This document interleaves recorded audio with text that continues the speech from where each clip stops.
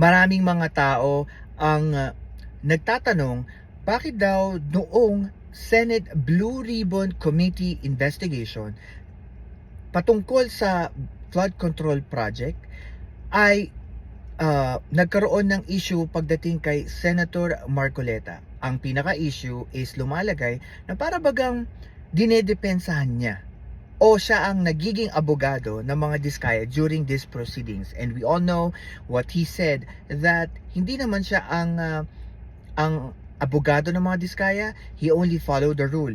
Pero kung makikita natin sa isang investigasyon na ginawa ng Billionaire News Channel, lumalagay na ang asawa ni Marcoleta ay may koneksyon sa mga Diskaya sa paraan ng pagiging board of directors from the Stronghold Insurance na si Mrs. Edna Marcoleta ay director and chairman noong 2025. Also noong 2023, naging kasapi din ng board of directors ng Milestone Guarantee and Assurance Corporation.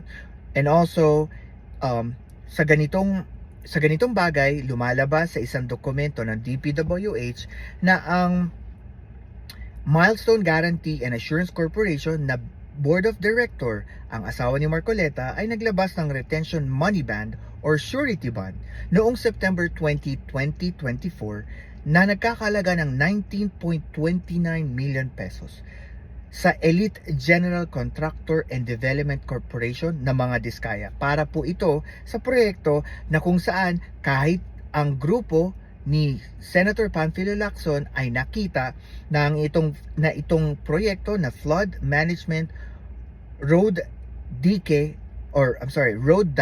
along mag-asawang Tubig River, Sitio Dique, Barangay Apitong, Section Nauan, Oriental, Mindoro na nagkakahalaga ng 192.996 million pesos ay hindi po nagawa at tinuturing itong ghost project.